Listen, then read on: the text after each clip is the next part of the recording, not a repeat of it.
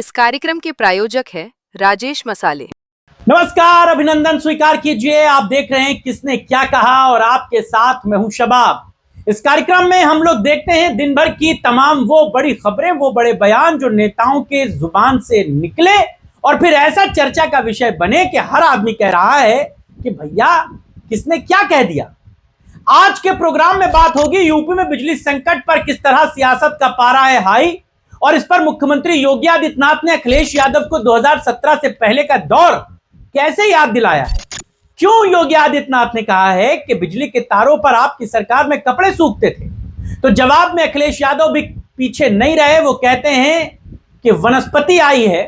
अखिलेश यादव वनस्पति वाले तंज को कैसे राजनीतिक गलियारों में एक नई बहस का मुद्दा बना रहे हैं।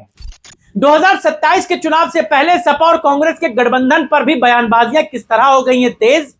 राहुल गांधी ने क्यों दावा किया है कि बीजेपी की सरकार अगले 1 साल में गिर जाएगी, और अखिलेश यादव ने क्यों राहुल गांधी की हां में हां मिलाई है और किस तरह कहा है कि इसकी शुरुआत तो यूपी से ही होने जा रही है। कांग्रेस सांसद इमरान मसूद गठबंधन के सवालों पर अब सफाई देते फिर रहे हैं, तो पश्चिम बंगाल में शिवेंदु अधिकारी बांग्लादेशी घुसपैठियों को लेकर कैसे फायर मोड में।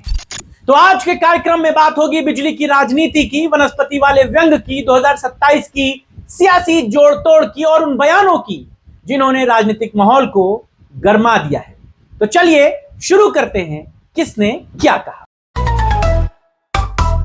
पहली खबर उत्तर प्रदेश में भीषण गर्मी और बिजली संकट से जुड़ी हुई। इसको लेकर के सियासत बिल्कुल अपने टेंपरेचर हाई पर है।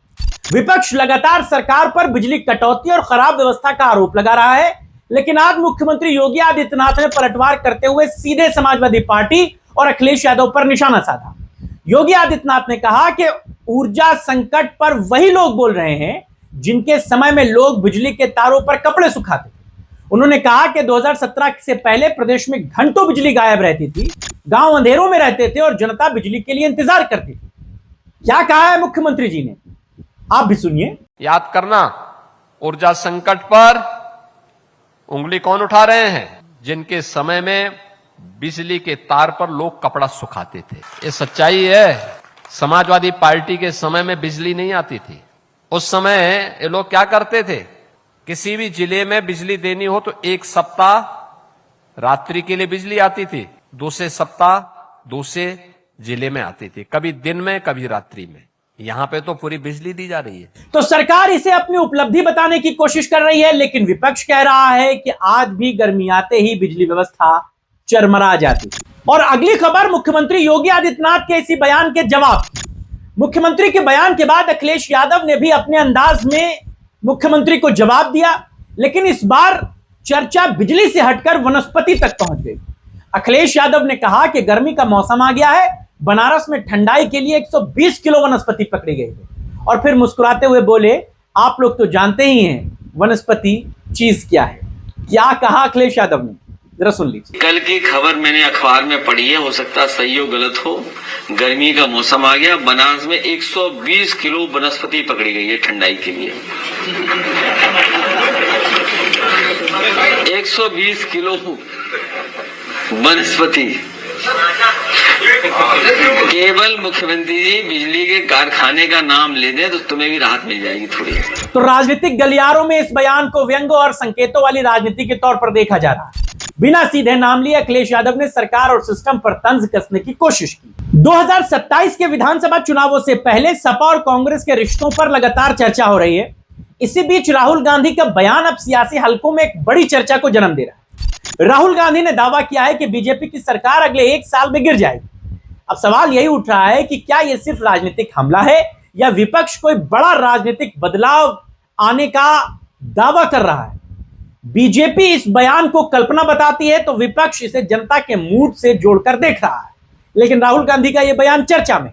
राहुल गांधी का बयान निकले और अखिलेश यादव से सवाल हो और उस पर जवाब न दो, ऐसा मुमकिन ही नहीं। आज अखिलेश यादव ने अपनी प्रेस कॉन्फ्रेंस में राहुल गांधी के इस बयान पर खुलकर अपनी बात की। अखिलेश यादव ने कहा कि राहुल गांधी बिल्कुल सही कह रहे हैं, 1 साल में बीजेपी की सरकार हट जाएगी और इसकी शुरुआत उत्तर प्रदेश से होगी। 2027 में बीजेपी को हराया जाएगा और दिल्ली से इसके बाद बीजेपी की सरकार को उखाड़ फेंका जाएगा। अखिलेश ने क्या कहा, सुन लीजिए जरा। उन्होंने इसलिए ठीक कहा, यूपी में समाजवादी सरकार बनते ही दिल्ली गिर जाएगी। यानी सपा अब साफ संकेत दे रही है कि 24 में बना विपक्षी माहौल, बिना विपक्षी तालमेल 2027 में भी जारी रहेगा। हालांकि सीट बंटवारे और नेतृत्व जैसे सवाल अभी बाकी हैं, लेकिन फिलहाल दोनों दल बीजेपी के खिलाफ माहौल बनाने में जुटे हुए। माहौल तो बन गया कांग्रेस के सांसद इमरान मसूद का। इमरान मसूद आज बड़े दिनों के बाद मीडिया से मुखातिब थे, पत्रकारों के सवालों के जवाब दे रहे थे। वो आए तो थे प्रेस कॉन्फ्रेंस करने बकरीद के मुद्दे पर, क्योंकि जानवरों की कुर्बानी और तमाम ऐसे इश्यूज को लेकर लगातार मुस्लिम नेता अपनी बातों को कह रहे हैं। इमरान मसूद को लग रहा था कि वो इसमें पीछे छूटे जा रहे हैं, लिहाजा बकरीद से एक दिन पहले सहारनपुर में उन्होंने प्रेस कॉन्फ्रेंस कर ली। प्रेस कॉन्फ्रेंस का मुद्दा कुछ और था, लेकिन इमरान मसूद अपने पुराने सवालों के जवाबों में घिर गए। इमरान मसूद गठबंधन पर पूछे गए सवाल पर लगातार सफाई देते नजर आए। मानो ऐसा लग रहा है कि कांग्रेस आलाकमान के नेताओं ने यह बात इमरान मसूद को साफ तौर से समझा दी है कि गठबंधन से जुड़े हुए किसी मुद्दे पर कोई बात आप नहीं कहें। आपको याद होगा, इससे पहले इमरान मसूद सपा और कांग्रेस के गठबंधन पर बहुत सारी बातें कह चुके हैं। फिलहाल इमरान मसूद ने अभी गठबंधन पर क्या कहा है, पहले जरा ये सुन लीजिए, फिर पुरानी बातें आपको याद दिलाऊं। ये बताओ, 2027 के चुनाव में गठबंधन से होगा? ये निर्णय पार्टी का, गठबंधन ये निर्णय पार्टी का है, ये निर्णय पार्टी का है। नहीं, पार्टी का निर्णय तो पहले भी रहा है। हाँ, ये निर्णय पार्टी, तो मैं तो पार्टी के निर्णय तो बसपा को जिस प्रकार दी जा रही है। नहीं, देखिए, हम किसी की प्राथमिकता और किसी की प्राथमिकता नहीं रोक रहे। लड़ाई देश के अंदर, मैं बोल रहा हूँ ना, सुनो यार, पूरा तो, अरे सुनो तो यार आप पूरी बात। हम लड़ाई, मैं सुन रहा ना, आपके सवाल के जवाब दे रहा। हमारी लड़ाई पूरे देश के अंदर, लड़ाई आज बिल्कुल सीधी सीधी है, नफरत बनाम मोहब्बत। सुना आपने, ये इमरान मसूद जो पहले समाजवादी पार्टी की बजाय कांग्रेस को बसपा से गठबंधन करने की सलाह दे रहे थे, वो अब कह रहे हैं कि गठबंधन किससे के साथ होगा इसका फैसला दिल्ली आला कमान करेगा। शायद समाजवादी पार्टी के बड़े नेताओं ने इस बात की शिकायत कांग्रेस के बड़े नेताओं से की है, तभी कांग्रेस के एक बड़े सांसद को एक बड़ी लताड़ लगाई गई है कि आप इस बड़े मुद्दे पर अपनी बड़ी जुबान बंद रखिए। खैर, जुबान तो बहुत बड़ी बड़ी नेताओं की है। पश्चिम बंगाल में बीजेपी के मुख्यमंत्री शिवेंदु अधिकारी बांग्लादेशी घुसपैठी के मुद्दे पर आज बेहद एग्रेसिव नजर आए।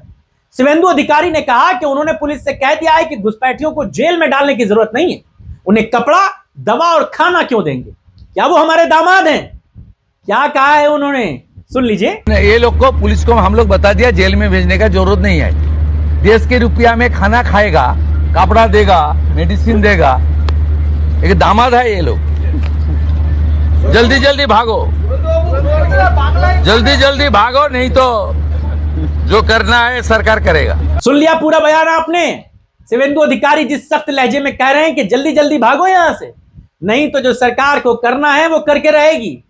अब इस बयान के बाद सियासत और तेज हो गई। बीजेपी इसे राष्ट्रीय सुरक्षा का मुद्दा बता रही है, जबकि विपक्ष इसे भड़काऊ बयान कह रहा है। तो आज की चर्चाओं में ये नेताओं की बयानबाजियां बड़ी दिलचस्प थी। इन नेताओं ने क्या कुछ कहा ये आपको बताया।